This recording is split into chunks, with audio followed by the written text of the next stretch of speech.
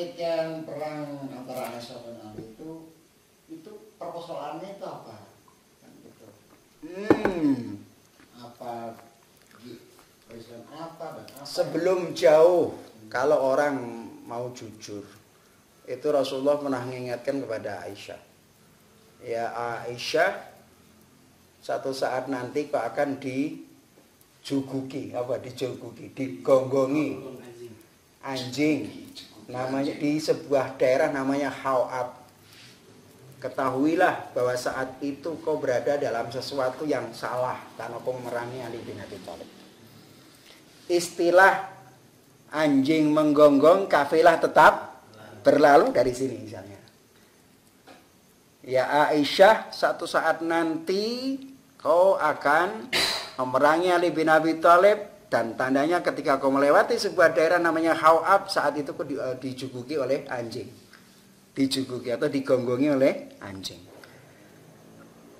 Ketika si Utsman terbunuh, padahal Ali bin Abi Thalib itu sebagai pembelanya yang menjaga rumahnya dan lain sebagainya, maka kemudian isu berkembang bahwa pembunuh Utsman itu adalah Ali bin Abi Thalib.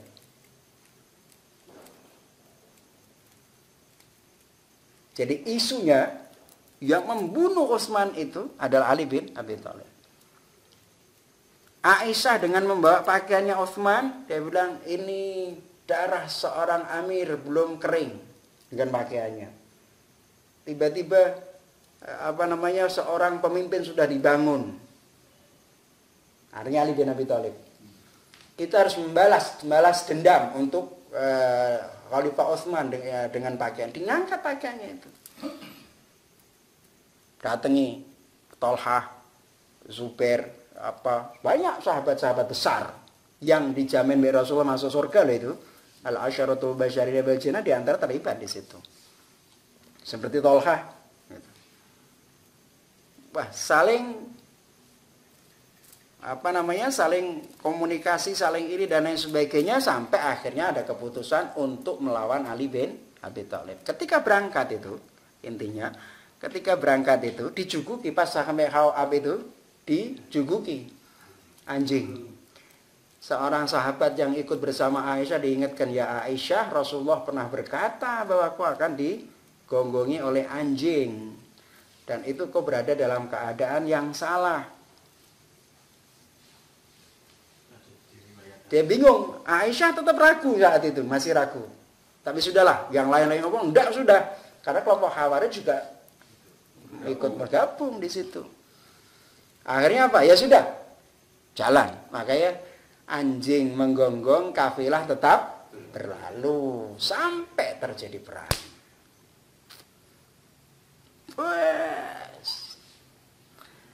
Jadi perang macam-macam sudah.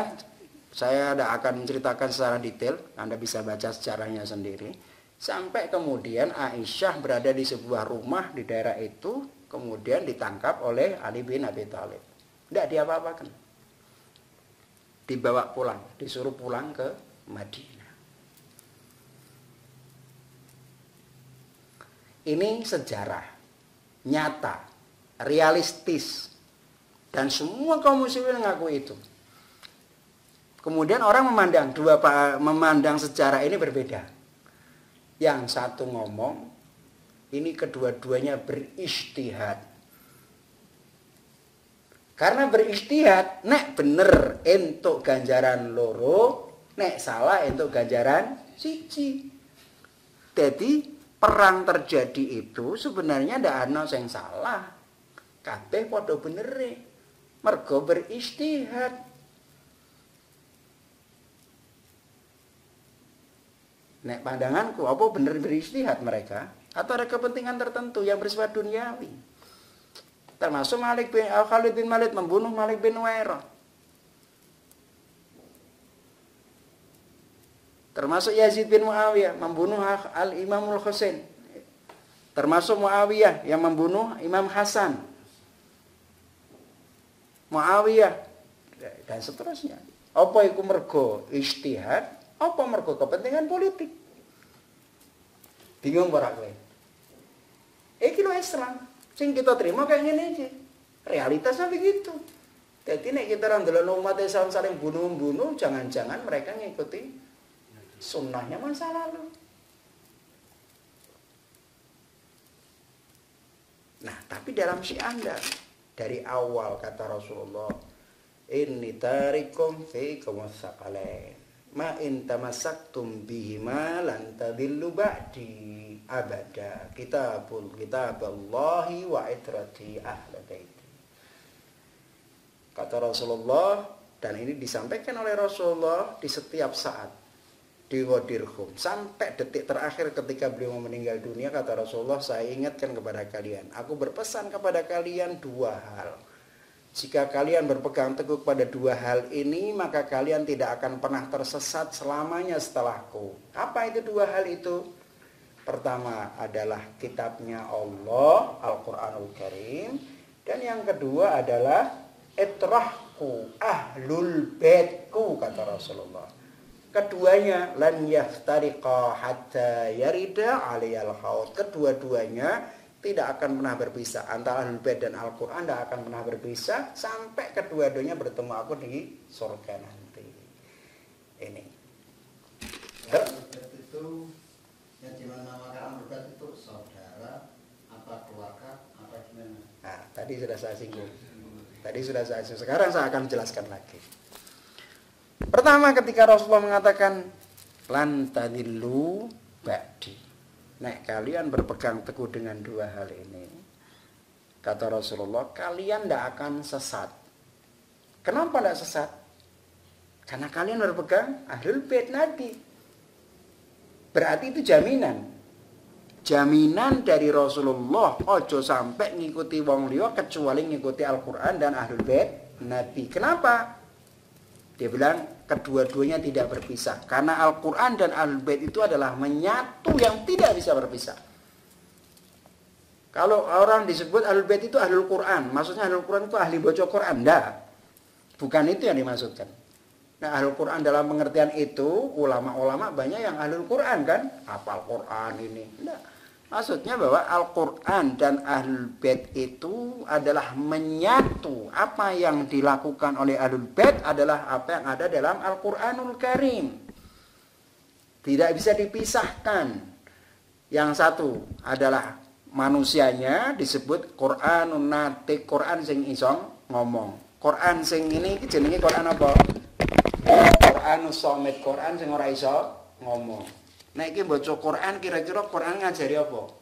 Sing iso ngartekno nafsirke Quran iki sapa? Manusane dudu Qurane kan. Nah, sing menafsirkan Quran iki sapa? Ya Ahlul Bait Nabi. Nek kowe berpegang loro iki, Ahlul Bait Nabi, karo Al-Qur'an be Ahlul Bait Nabi, sing loro-lorone ora bakal pernah terpisah karena dua-duanya menyatu. Berarti kok tidak akan pernah sesat selamanya. Sampai mereka bertemu aku di surga. Nah, pertanyaannya, Ahlul Bait iki sapa? Seperti tadi kita sebutkan, innama yuridullah liyudhiba ankum rijsa ahlal baiti wa yutahhirakum tathira. Ahlul Bait sesungguhnya Allah Ta'ala hendak membersihkan kalian dari dosa. Danas ar-rijs itu dosa, dan mensucikan kalian Ahlul Bait sesuci-sucinya. Siapakah Ahlul Bait Nabi itu? Ayat ini ketika turun itu Rasulullah, dan ini diriwayatkan oleh semua kaum muslimin. Anda jangan bisa di Mustadrakul Hakim, ada semua itu di Ahlussunnah. Ketika ayat ini turun, itu Rasulullah Shallallahu Alaihi Wasallam bersama 5 orang, Al Hasan wal Husain wa Fatimah Zahra, Ali bin Abi Thalib. Ya Rasulullah 5 orang disebut Ahlul Kisah. Ditutupi itu turunlah innama yuridullah liyudhiba ankum rijsa ahlal bait yutahhirakum tadhira. Istri Nabi zaman itu yang bernama Ummu Salamah, dia bilang, ya Rasulullah, aku kepengen ikut masuk ke dalamnya. Kata Rasulullah, anti ala khair. Kau tidak boleh masuk karena kau tidak termasuk kategori Ahlul Bait. Kalau yang dimaksudkan Ahlul Bait Nabi itu termasuk istrinya Ummu Salamah, seharusnya dia masuk. Itu ditolak ya Rasulullah. Berarti Ahlul Bait itu apa? orang-orang khusus, yaitu pertama Ahlul Kisah ditambah dengan 12 imam yang lainnya dari setelah keturunan Imamul Husain sampai kemudian terakhir Imam Mahdi. Nah, sekarang ini banyak keturunan